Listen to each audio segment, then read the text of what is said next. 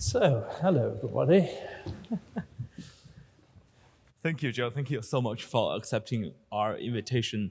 You're a true friend of the union. When I invited you earlier this year, you corresponded with me while you were in Afghanistan. I think that's one of the topics our members are keen to hear from you today. Last time you spoke to us was virtually during the pandemic. I guess my opening question is, what do you think the pandemic has done to change your line of work? And what are the lessons, positive lessons, we could learn from it? Well, I'm trying desperately to think of anything positive to say about it. I mean, personally, although that's not what you're interested in, I loved it because I was able to stay at home instead of getting on planes every week or 5 days or whatever the average is, and I just stayed at home. I've got you might think this is unlikely, but I've got a 15-year-old son, and I spent an awful lot of time with him, talking to him, watching the programs that he watches. I'm not sure how much I recommend many of them. Watching football with him. He's a fanatical football player and supporter, and I shared his interests. And so, from my point of view, and just sort of spending every day with my wife, which has been a bit uncommon over the decades. But, I mean, in terms of what it did to our society, I think it did some pretty fierce and bad things. And I mean, you can only judge on from your own experience, but I thought that I feel that the temperature in debate is now much fiercer than it was before. I'm only judging that really, I suppose, on what people write to me on Twitter and the various other platforms. But I mean, I think they're quite a lot more insulting than they used to be, and I suspect that comes from just sitting in your little bedroom or wherever it is that you do Twitter and getting offended about things and not holding back. I think, you can't, it's really quite difficult to lock people up in their houses and not expect that their behavior will change. In terms of what it's done to international society, I mean, gosh, that's really hard, of course, to judge at the moment, but it's clearly set the world back in economic terms, where obviously something really quite unpleasant is just around the corner. We don't know what and how intense and how long it'll last, but I think most of us, when I say us, I mean most countries are going to be hit by some fairly savage inflation. And,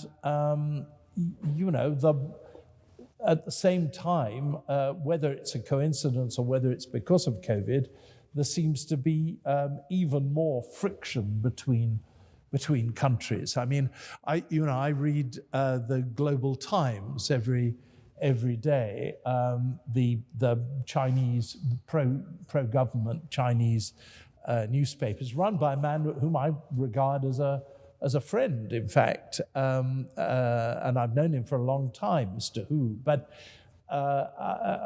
it is really, really savage. And day after day after day, I see these kind of quite insulting things that Hu is writing about the West, particularly about the US, but about everybody else as well. And I can't help that feeling that things have kind of boiling up a bit because of because I think of COVID and all the extra strains that it's created. I just wish the bloody thing would go away, And of course, then every time you think, oh yeah, no, it's just like it used to be, and then again, round the corner, fate comes with a particularly nasty piece of lead piping and beats you over the head with it, and we're just seeing that just today, aren't we? Well, do you think the global pandemic, COVID, has made people more united, more compassionate, or does it actually expose the worst side of human nature? People seem to be really self-centered and selfish. I'm afraid the latter. I mean, I used to be, in fact, I'm rather thinking that perhaps one of the last times I spoke here, I was still really quite a kind of optimistic kind of chap. And, you could, until about 2017, maybe you could make out still quite a good case for being optimistic. Thanks to the Chinese and Indian economies in particular, 1 billion people taken out of poverty. Indications that although the world's population was still going up at a rather disturbing level, we actually were able to feed them all. The number of democracies was far, far greater than when I joined the BBC in 1966, rather a long time ago. But the democracies were quite a small, embattled group, and Latin America, almost virtually the whole of Latin America, virtually the whole of Africa, and most of Asia were dictatorships of one degree or another of nastiness. And that isn't the case now. There are many, many, many countries which have gone from the what I would regard as the wrong side of the ledger to the right side. And when you think back about South Korea used to be a really savage dictatorship, and suddenly it became a democracy, a democracy like any other. And that's only just one example. But at some stage after 2017, things did turn rather nastier. I mean, I'm not answering your question at all, of course, but if you were to ask me why, I think it changed. One is because of what happened in Russia, and the other is the rise of Xi Jinping in China. And, up until about 2012, really, 2010 certainly, it was still possible to think of Russia as a colleague in international affairs and a friend, somebody you could appeal to for a bit of help if you needed it. And the same with China. And there was a great expectation in China until as late as 2008, 2009, that China was just on the edge of becoming a much more liberal society, much more open and liberal society. And all of that, of course, has gone away for a variety of reasons.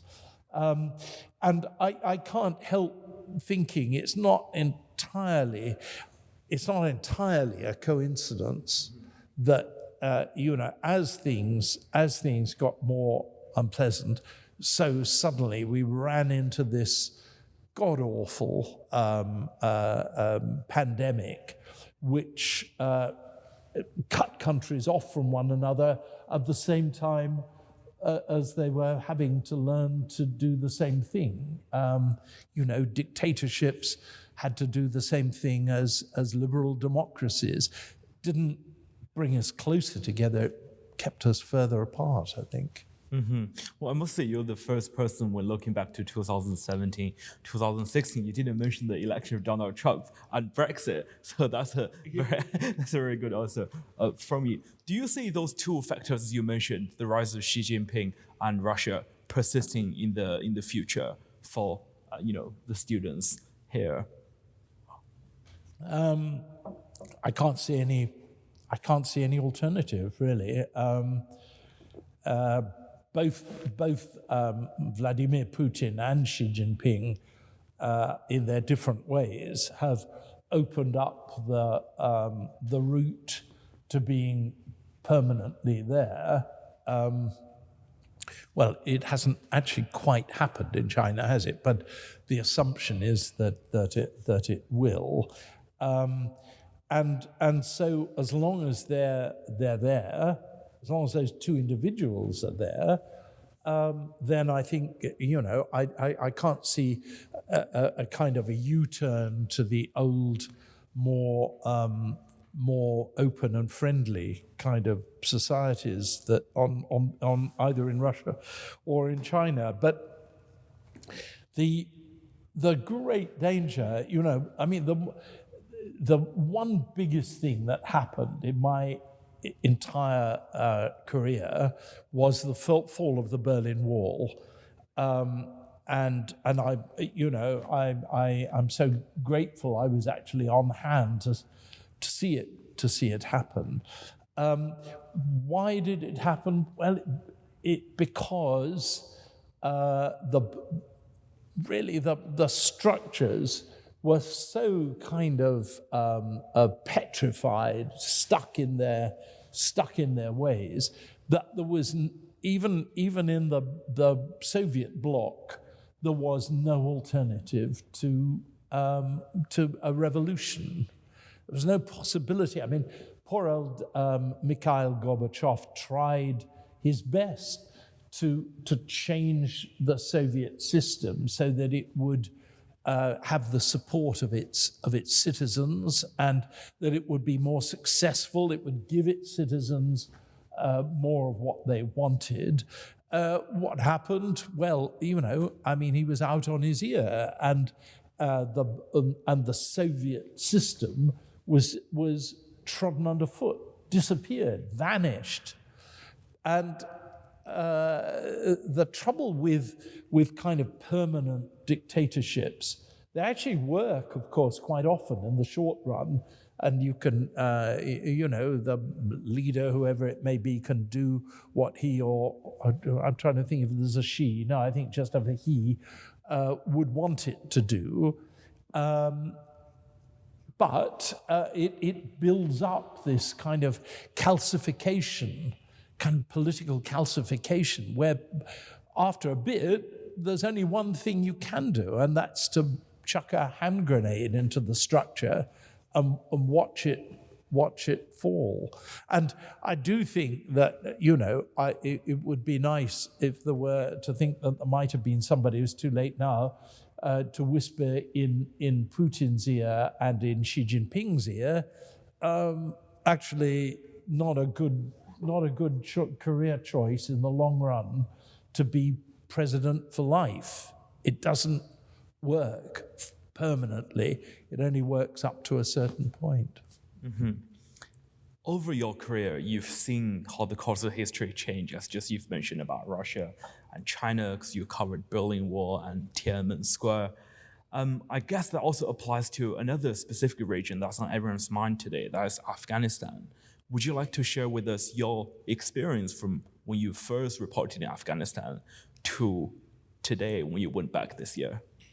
Yes, well, I'm sometimes a bit embarrassed about how far back my experience of Afghanistan goes. I first set foot there in 1980, about 6 days, I ought to look it up, after the Russian invasion that happened on, I think, as far as I remember, Boxing Day of 1979. And on, I think, the 1st or 2nd of January, I was there in Afghanistan. So I've seen it I've seen that whole 10-year period, the war really that was started by the Russian invasion. I spent an awful lot of time in Afghanistan from 1996 to 2001, when the Taliban were in control and were, I have to say, the weirdest and most scary force that I've ever seen in charge of a country. Completely out of control and crazy and nasty.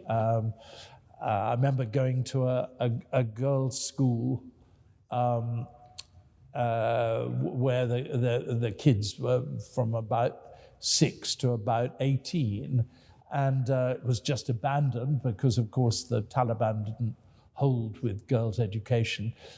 And when I got in there, they'd blown the place up, but clearly, while the kids were there, and there was blood on the walls and so forth. I mean, it was one of the most shocking things I'd seen, and there was a lunacy about the Taliban in '96, which, I mean, sometimes it was even kind of savagely, nastily funny. I remember interviewing the health minister. And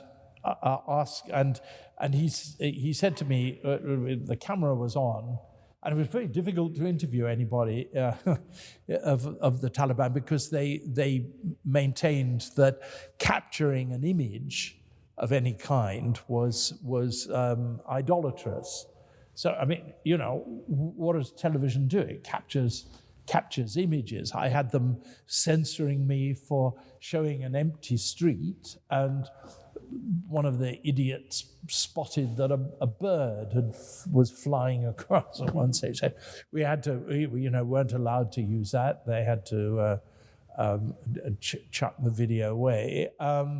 But this guy wanted to make a statement, and so he didn't seem to mind too much about the fact that we were idolatrously capturing his image. And he said he had a complaint to make against the International Red Cross. So I said, fine, what is it? He said, well, I've been asking them to send surgeons to cut the hands and feet off convicted thieves. But he said they've absolutely refused to do it. And he said, the problem with this is that I have to go around the country doing it myself. And that, it gets in the way of my being the Minister of Health. And I just thought, this is like some kind of straying into some sort of Marx Brothers existence, this lunatic thinking that the International Red Cross might exist to cut the hands and feet off criminals, and then the fact that he, as Minister of Health, is going around doing it himself. I have to say, as a dedicated television news person, I did ask him if I could accompany him on his next trip, cutting off the hands and feet, but he didn't seem to think that was a good idea. But so you had this savage, brutal kind of backwoodsman approach. I mean, a number of people I saw being beaten up in the streets I remember one poor bloke walking along the street in the center of Kabul, and the wind got up. It was November or December or something. The wind got up and blew his trouser leg slightly up, and he showed a bit of ankle. And he was set on and beaten by a group of vigilantes, really quite badly. And, my instinct was, of course, to kind of weigh in and try and stop them. But believe me, I mean, that was quite a dangerous thing to do. Now, when I went there on the 1st of November, and I spent just about 3 weeks, I think 20 days there, it is very, very different. those groups of vigilantes don't exist. They've accepted after 20 years that, television is a force that they can't just simply rule out by saying you're capturing images. So they're quite. You see them. You see some of the top Taliban people taking photographs themselves with their phones. Things have changed, but I think the most important thing that has changed is that over a period of 20 years, when vast amounts of money were being pumped into Afghanistan, and of course also large amounts of it seeping out to people's bank accounts in other countries, particularly in the UAE and so on. But nevertheless, some of it did stick, and it looks an entirely different kind of country, even in the rural areas, from what it looked like before. And people have come to expect over 20 years that the government will do the job that governments do in every other country, that it'll educate them, it'll run a proper health service, that it'll provide infrastructure and transport and all of these things. And the Taliban leaders are suddenly faced with that switch in 3 months, of nearly 4 months now, from being just fighting a guerrilla war in the mountains, suddenly to be in control of a country where the population expects them to behave like a real, proper, effective government. And this is such a shock to them that they haven't yet kind of come to terms with it, and they don't know. So life is not terribly different on the streets of Afghanistan from what it was the last time I was there. I haven't been there now for about 3 years. But it didn't look wholly different until you start to watch the people in the streets and you see how few women there are. I mean, most women now have decided it's safer and better to stay indoors, which is a savage change from how life used to be there. But I mean, I was fascinated to see the differences and the way in which ordinary people were coming to terms with the differences. And then, most interestingly, the lot really, seeing how the political leadership were trying to come to terms with this enormous burden that they've suddenly had landed on them. Mm-hmm. Do you think the media in the West has done a good job to portray the situation, to broadcast what's going on in Afghanistan? In Afghanistan, no, I don't actually terribly. I mean, I'm not a great one for, as you might imagine, for sort of blaming the media for things. But I think, and I've been responsible for quite a lot for this, because in August, when the Taliban took over, the only point of reference I had about the Taliban, apart from going and interviewing them and meeting them in the countryside in the last 20 years when they were fighting, my only experience of them in government was between 1996 and 2001. And so I assumed they were going to be more or less the same. I was quite surprised by how little like the old model they were. And I just don't think that the way it's changed has been put over clearly enough to people. And of course, believe me, if you say this publicly, you get an awful lot of abuse thrown at you, because people expect the Taliban to be the evil characters that they were portrayed as before, and so if you start to say, actually, they are different this time, it's too early to say. I mean, the two things I've been going on about, it's too early to tell yet because they're still in that first sort of gasp of realization that they're in power. And secondly, there are two different types of Taliban. There are the kind of much more savvy ones that are in government, and there are the backwoodsmen who are completely unchanged from how they were 20 years ago. And you know, in the outer areas of the country, rural areas and so on, the Taliban can be really, really vicious. But in terms of the actual government that they have, as I say, I think it's too early to know whether they'll continue to be more centrist or whether circumstances will force them to the outside. And I do think that we, in general, and as I say, I've been responsible for some of that and guilty of some of it, the temptation has been for the media to say they're just the same as they used to be, and they're just as bad as they used to be. But I honestly didn't come away from 3 weeks of observing them with that feeling. Mm-hmm. Recently on air, you were in tears when you were talking about reporting Afghans who are facing starvation, and in particular this one Afghan mother. There must be other similar moments in your career where you have very strong emotions. And how do you think those emotions have impacted your work?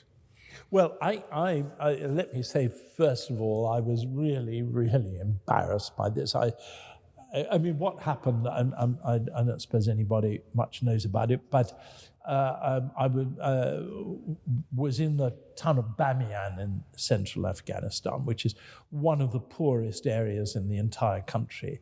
And I'd started to get this thing, the realization that the aid agencies are trying to tell people about, which is that Afghanistan is on the very cliff edge of an absolute humanitarian disaster. And I went into a cave to see a family, a woman and her 7 children, a widow, recent widow, and to talk to her and hear her story and to see what her kids were doing. And I mean, the fact is that you know, like people everywhere, really. I mean, she looked after her kids to the absolute best of her ability. The place was almost without any kind of furniture or anything. They're as poor, I suppose, as almost as anybody I've ever seen.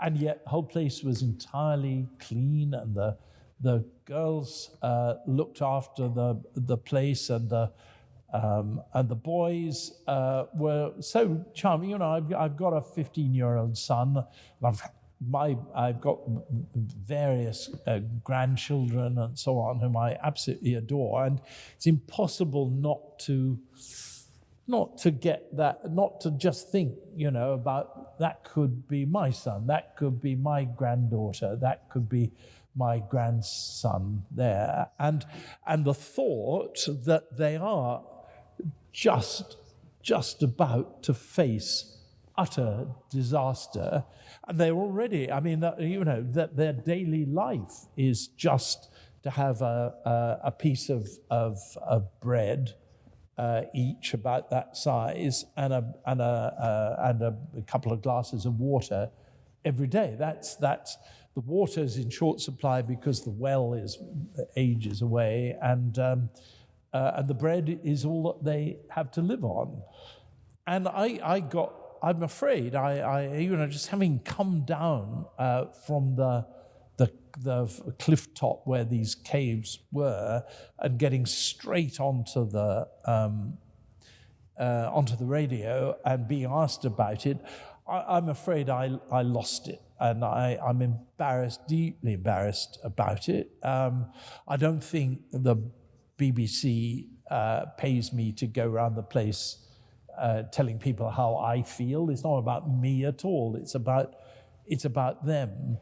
And I was very embarrassed, and I just think it was deeply unprofessional. I've seen loads of things. I mean, God knows how many people I've seen dead and dying, and of being shot or dying in war or dying of hunger. I mean, I've seen loads and loads. I've always managed, at least in public, to kind of keep a grip on my feelings, because it's not about me.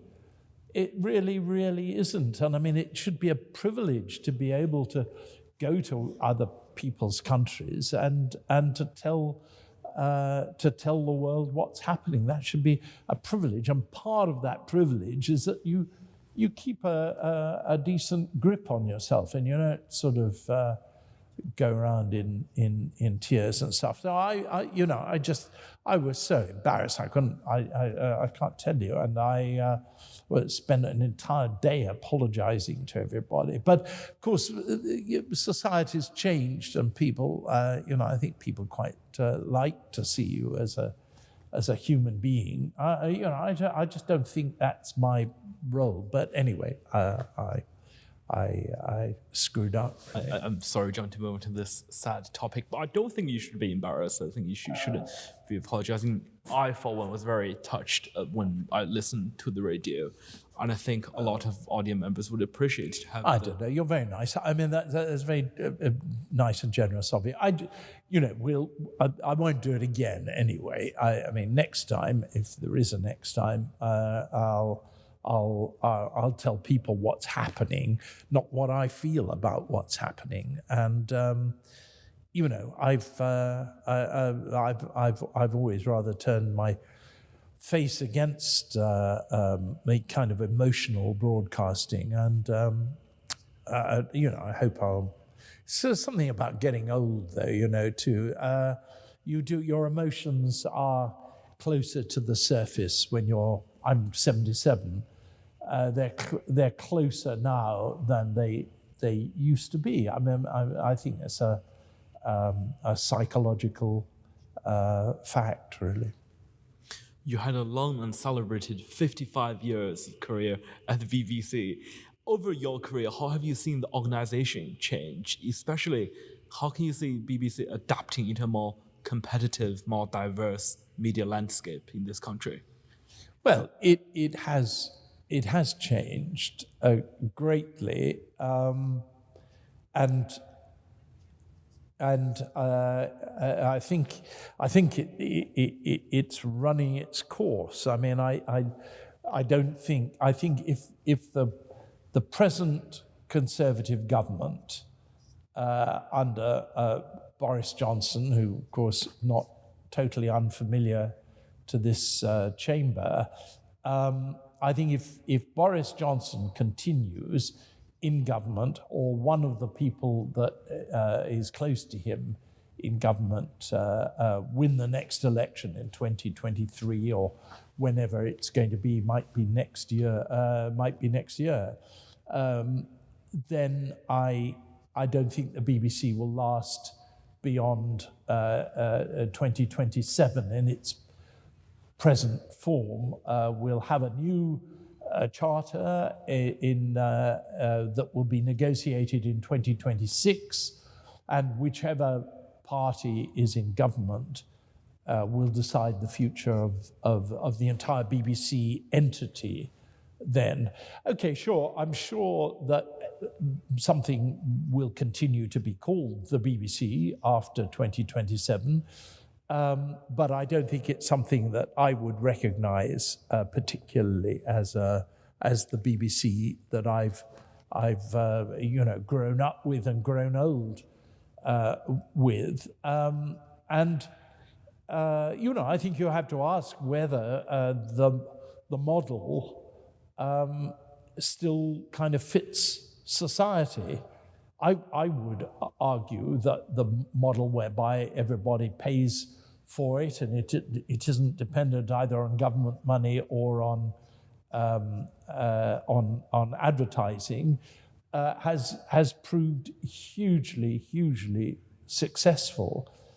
But it doesn't look like success when the government is sort of parking its tanks on the BBC's lawn. And I think we have to ask ourselves whether the BBC has done its job, in the way that it ought to have. Personally, I think it has. I mean, of course I do, because I've been a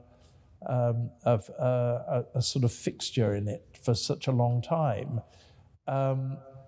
But I can see that society seems to be uncertain about the future of the BBC, and indeed, actually, still all the opinion polls show that the great majority of people appreciate the BBC, like it, and want it to continue. But the noisy ones in society, and increasingly with on social media, it's the noisy ones that count and that make policy. There's both on the right and on the left. The BBC's got powerful enemies of a kind that it used not to have. So, I mean, I'm really sad about what's happening and the way that it's changing, and the accusations that are made against the BBC without any kind of real evidence. Much. I think it was this morning in the Daily Telegraph, maybe it was yesterday, somebody writing an opinion piece which listed all the bad things that are going on in society. It said, something like the BBC, which is deeply opposed to Britain, or something like that. I thought, where does this come from? But the fact that again and again, you have the Times, the Sun, the Daily Mail, the Mail on Sunday in particular, and others, Daily Express, if you count that as a newspaper, which I don't.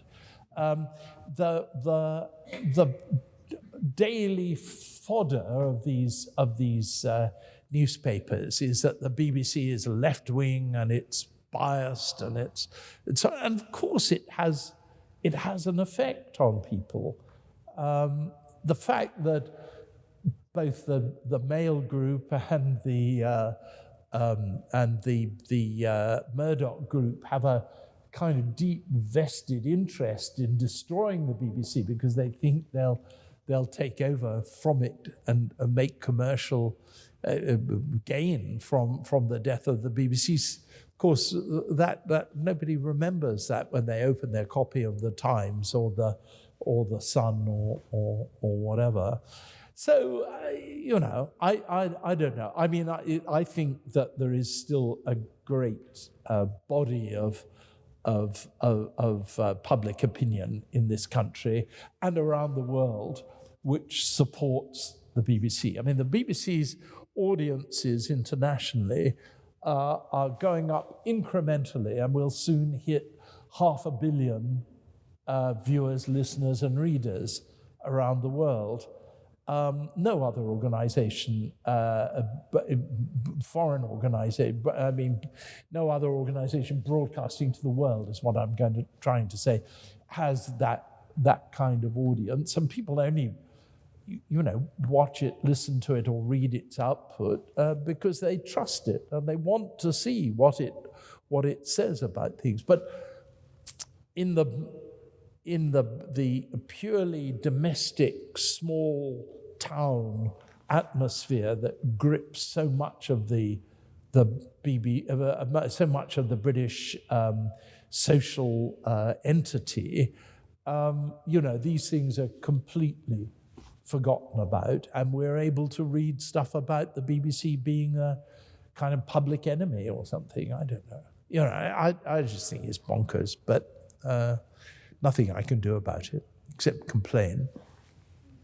Now I want to open up to some audience questions. If you got a question for John, please raise your hand, and committee member will go to you. Please don't feel you've got to ask me nice questions. Please. I'm old enough and ugly enough to be able to counter, anything. Thank you. So now the Taliban have the burden of governing Afghanistan.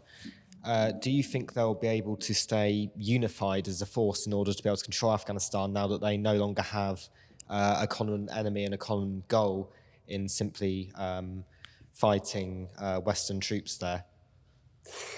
It's a very good question. The pattern is always the same. In fact, if you go back to the British invasion of Afghanistan, the disastrous one in 1839, the pattern was the same there. And actually, I'm sure it goes back much further than that, but I haven't got the evidence to hand. What happens is that an outside force of one kind or another moves in, takes over the kind of central command positions of the society, the economy, and so on, and runs things for a period of time. And then at some stage, up in the mountains, down in the farthest valleys, the opposition starts to grow to it. Whether it's the British presence in 1839, whether it's a Russian presence from 1979 onwards, whether it's the Taliban in 1996, or the Mujahideen government that followed, or the government which took over in 2001, or right through now to the Taliban government. I think the pattern is exactly the same. They run things at first, but all the time the opposition starts to build up. It's Afghanistan's tragedy in many ways, because it never seems to be able to have a permanent system of government that continues. But it also reflects that sense that Afghans have, that they don't want to be pushed about by people they don't like. So how long will that take? Impossible to say. I wouldn't have thought terribly long before the opposition starts to build up.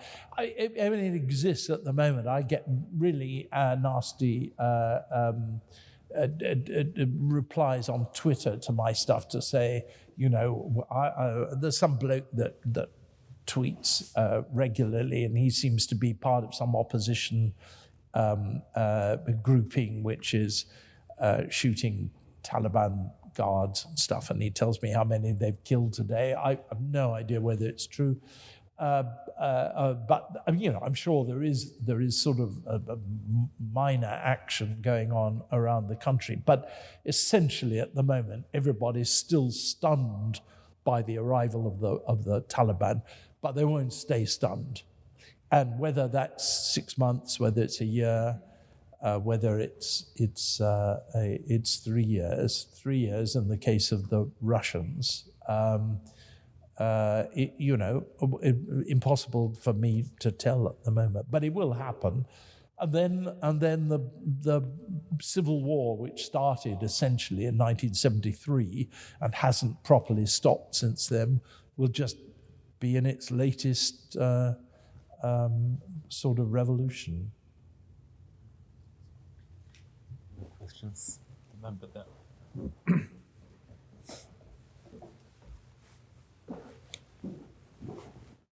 Hi.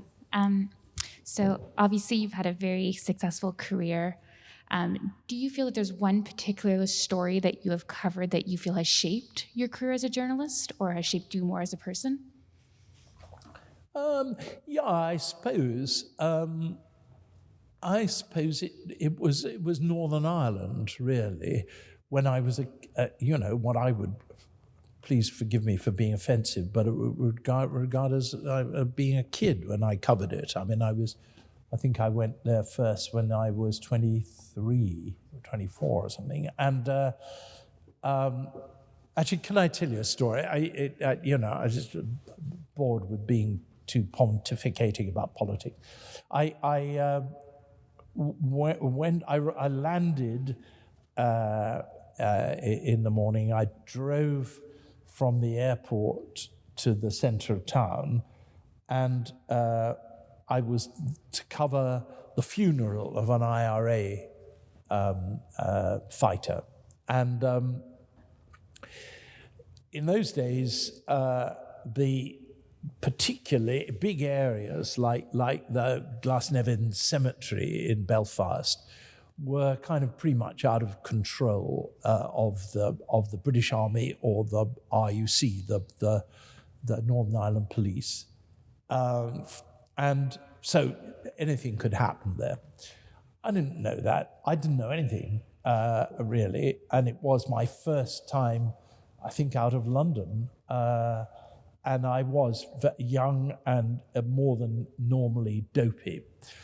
And the big thing at the time, silly though it now seems, on radio, I was a radio reporter, was to get the actuality of the IRA firing shots over the grave.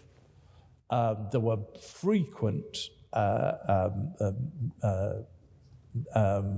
funerals, and these things happened every day, but it was really, really hard to get the actuality. And I was determined to show that I could do it. And I had a wonderful little gadget which they'd given me, which now you can buy in any shop. Well, actually, you don't even buy them now. A little tape recorder about that size, and I had it in my pocket. And I was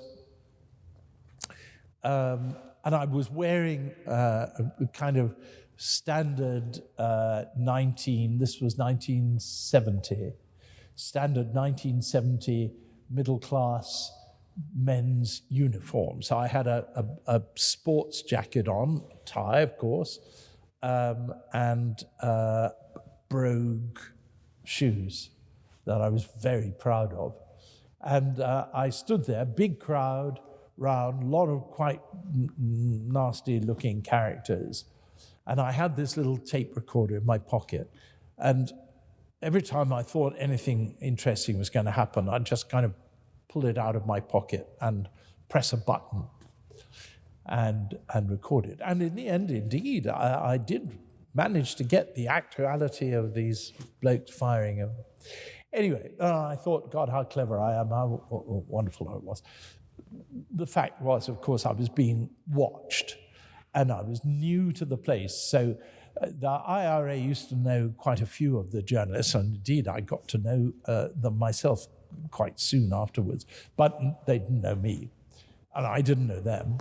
And I've always been careless, always, my whole life. You would think that by the age of 77 I might have got out of it, but I leave things behind, I forget things. I left my BBC identity card back in the office.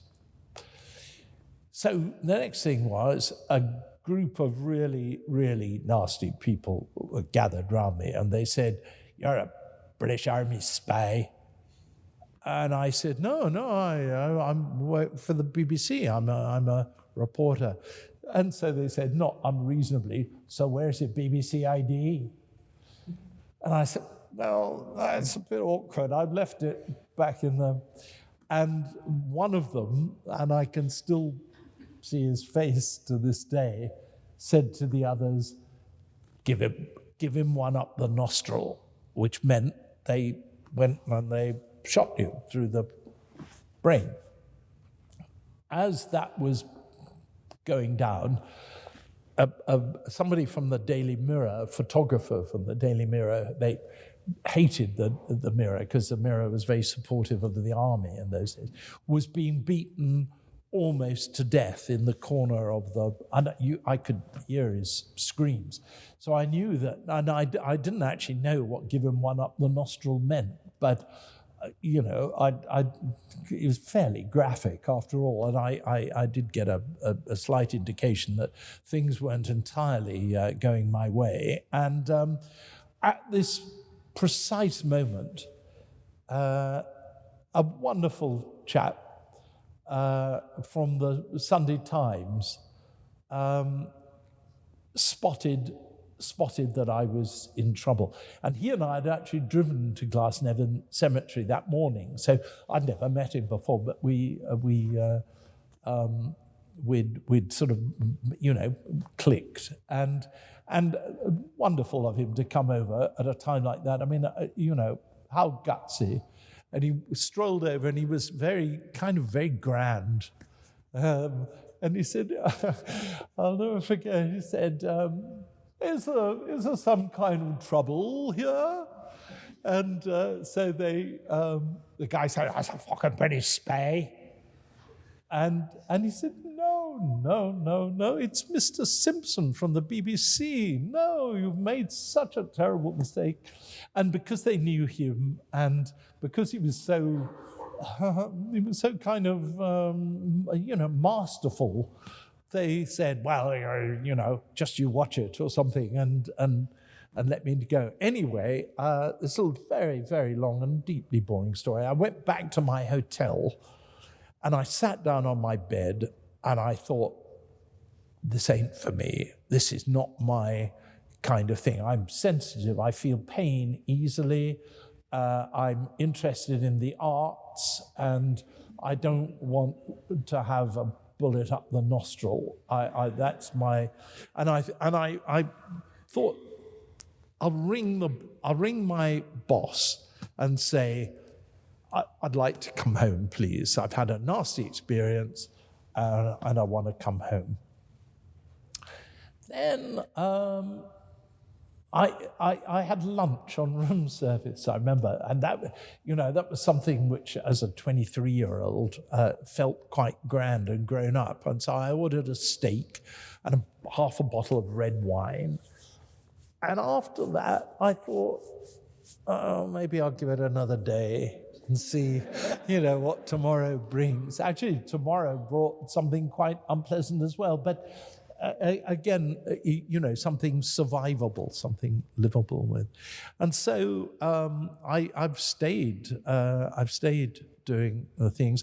I got terribly ill a few years ago, something I ate, actually, weirdly. And I nearly died, and the specialist said to my wife, bring the family round to see him tonight because he's not going to last through till the morning. When I saw them all there, I didn't have the slight, I was kind of mostly out of it, but when I saw them all round the bed, my daughters, my son, my wife, all that, all weeping and wailing, I said, I'm going to leave all the money to the cats' home. I thought that was incredibly witty and kind of to put them at their ease, and they didn't. I just noticed they looked at each other, he's gone. But while I was recovering from this experience, I did recover from it completely, thanks to the JR hospital. I've always lived near a good hospital, is my advice. I worked out how many times really bad things had happened to me. Not just bombs going off, close by, but a bomb, in one case, a bomb landing 13 yards away from me, a 1,000-pound bomb. The American forces are rather good at bombing their allies. And there were 9 other cases where I probably ought to have died and didn't. And, well, you know, if you're that lucky, I suppose you ought to just keep on doing it, really. You know, not much alternative. But that was the day that my future was decided. Sitting on the bed, I mean, the hotel's long since been blown up and vanished, but I could take you to the very place and show you where I sat on the bed with my hands, my head in my hands. This is not for me, and how wrong I was. Well, thank you so much for sharing this wonderful story. I think we've got 5 minutes left. We could squeeze in another question if we've got another question. The member in the second batch there, yeah. I'll try not to answer so long. Yeah, the gentleman back here. You've lived for a long time with the obligation to be impartial in your reporting. Have you found it, or do you find it in any way burdensome? Oh, what a lovely question. No, I don't. I don't find it burdensome because it seems to me to be an absolute duty. You can get biased or one-sided journalism everywhere. It's really, really hard to get balanced and unburdened, unbiased journalism, and so therefore, you know, I do. I mean, of course, I've breached it accidentally, and of course, I've got all the assumptions that somebody with my kind of background, just like anybody here has, about what's good and bad and what's right and wrong and what's advisable and inadvisable and all the rest of it.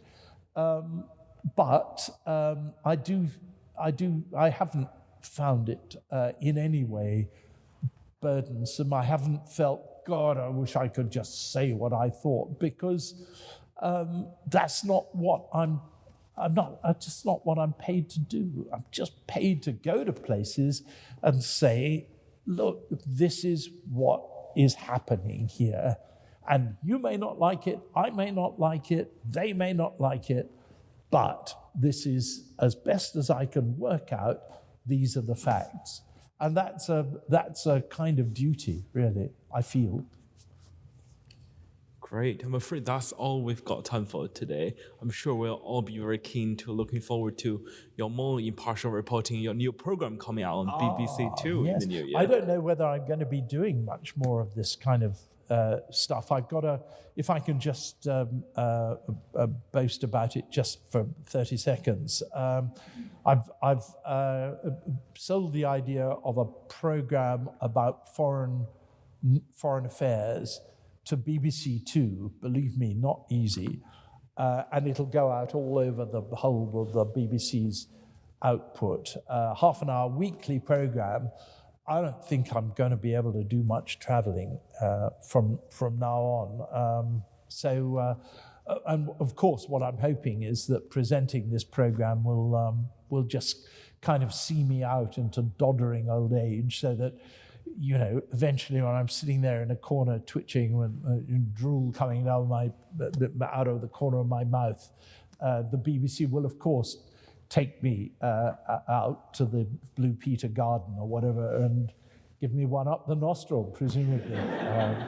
But anyway, I should have a couple of years of doing it. So that's my next thing. But I think it's going to get in the way of traveling, I'm afraid. But anyway, what can you do? Thanks, John. Please all join me to give John a warm Oxford Union welcome.